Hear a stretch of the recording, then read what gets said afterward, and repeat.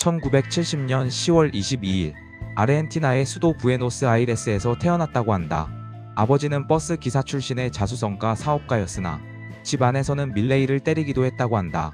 실제로 밀레이는 훗날 인터뷰에서 나에게 부모는 죽은 존재와 다름없다라고 선언하면서 실제로 대통령 당선 전까지 약 10년간 부모와 연락을 끊고 지냈다고 한다. 또한 학교에서는 괴짜라면서 왕따까지 당할 정도로 불우한 어린 시절을 보냈다고 한다.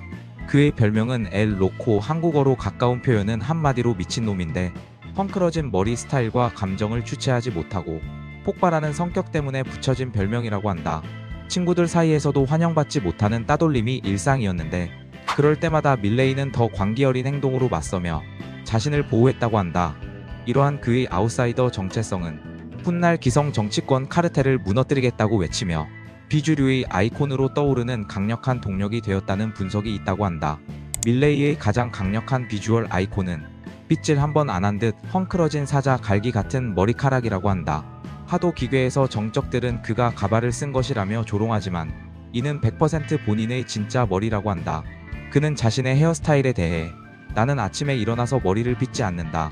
보이지 않는 손이 내 머리를 자연스럽게 정리해주기 때문이라고 이야기를 했는데 자유시장 경제를 매우 중시하는 밀레이가 보이지 않는 손을 본인의 헤어스타일에 비유한 농담이라고 한다. 단정하게 포마드를 바른 채 국민의 세금을 훔치는 위선적인 관료주의자들에 대한 통쾌한 조롱이자 날 것 그대로의 진실을 추구하는 그의 철학을 상징한다고 한다. 정계에 입문하기 전 밀레이는 아르헨티나 코미콘의 노란색과 검은색이 뒤섞인 파격적인 쫄쫄이 의상을 입고 나타나 세상을 깜짝 놀라게 했다고 한다. 그의 캐릭터 이름은 제너럴 앙캡, 즉 국가의 간섭을 거부하는 아나코 캐피탈리즘, 무정부 자본주의 장군이었다고 한다. 당시 주류 언론과 엘리트 정치인들은 이 우스꽝스러운 복장을 한 괴짜를 보며 미친놈이 쇼를 한다고 비웃었지만 그는 굴하지 않고 기생충 같은 정치인들을 처단하러 왔다며 포효했다고 한다.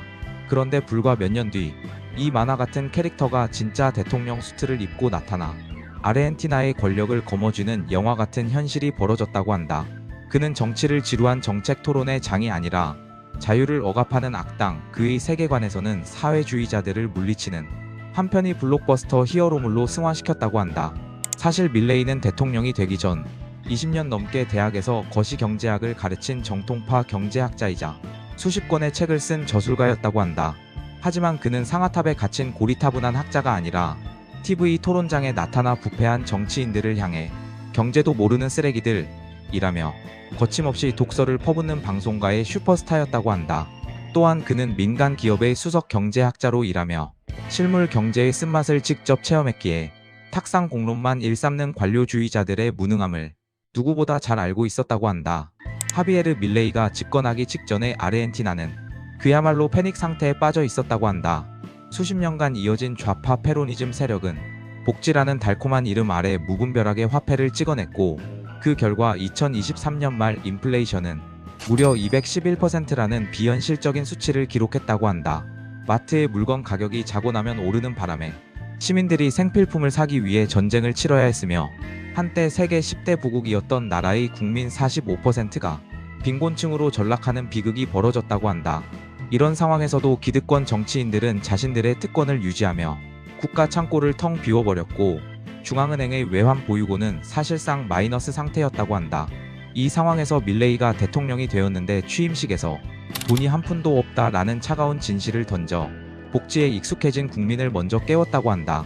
비바 라 리베르타드 까라오는 밀레이가 정치 무대에 등장한 이후 거의 모든 연설의 시작과 끝에 외치는 시그니처 슬로건이라고 한다. 언론에서는 점잖게 그냥 자유만세라고 번역을 하지만 사실 카라오는 영어의 F로 시작하는 단어나 한국어의 강한 비속어에 가까운 뉘앙스라고 한다. 이처럼 밀레이는 품격 있는 척하며 가식적인 기성 정치권의 진절머리가 난 대표적인 사람인데 점잖은 말로는 이 썩어빠진 시스템을 바꿀 수 없다라고 믿는다고 한다. 심지어 2024년 초 전 세계 글로벌 엘리트들이 다 모인 다보스 포럼에서도 밀레이는 이 말을 아끼지 않았다고 한다. 서구 지도자들이 사회주의 정책에 빠져 있다고 비판한 뒤 역시나 연설 마지막에 비바 라 리베르타드 까라오를 외쳤다고 한다. 밀레이 대통령은 자타가 공인하는 도널드 트럼프의 열혈 팬이자 남미에서 가장 강력한 마가의 동맹자로 불린다고 한다.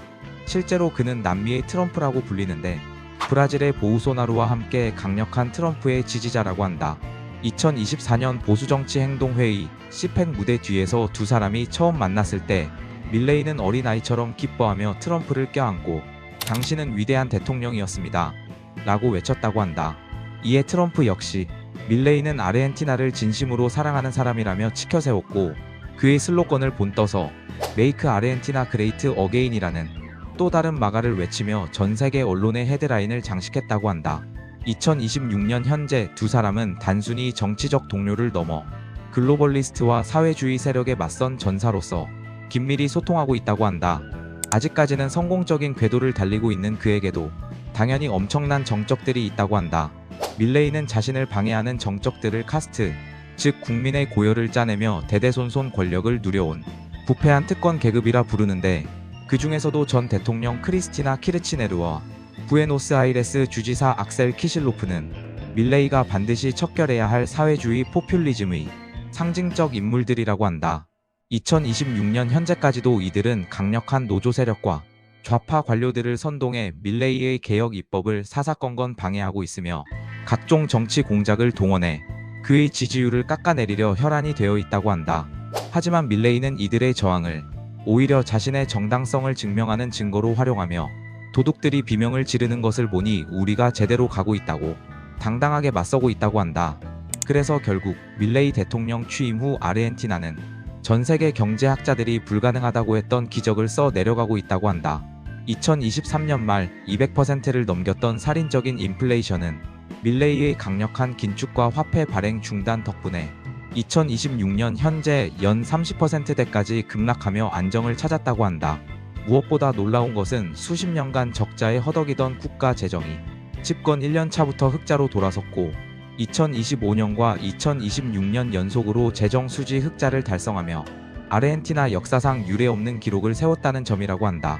규제가 철폐된 에너지와 광물 분야에는 글로벌 기업들의 투자가 쏟아지고 있으며 국가는 부를 창출하지 못하며 오직 자유로운 시장만이 빈곤을 해결한다는 밀레이의 확신이 현실로 증명되고 있다고 한다. 이렇게 2026년 현재 하비에르 밀레이는 단순한 아르헨티나의 대통령을 넘어 전 세계 자유시민들의 등대가 되었다고 한다. 단순히 경제적 성과를 넘어서 국민의 정신을 개조했는데 사회주의에 중독된 국가를 치유하는 유일한 해독제는 오직 극한의 자유뿐임을 증명해냈다고 한다. 사자는 양들을 이끌기 위해 온 것이 아니라 잠든 사자들을 깨우기 위해 왔다는 그의 말처럼 이제 남미를 넘어 전 세계 곳곳에서 제2, 제3의 밀레이가 등장하며 기득권을 향해 선전포고를 하고 있다고 한다. 과연 우리는 그처럼 자신의 모든 것을 걸고 자유를 외칠 준비가 되어 있는지. 밀레이의 거친 숨소리는 2026년 오늘을 살아가는 우리 모두의 가슴속에 깊은 울림을 남기고 있다고 한다. 그렇다면 마지막 질문. 아르헨티나는 원래 엄청난 부자 나라였다. 그리고 대한민국도 마찬가지다. 한순간에 무너질 수 있는 경제 상황. 지금 이 상황에서 대한민국의 밀레이 같은 정책이 필요하다고 보는가? 이상 일용이 마스크였다.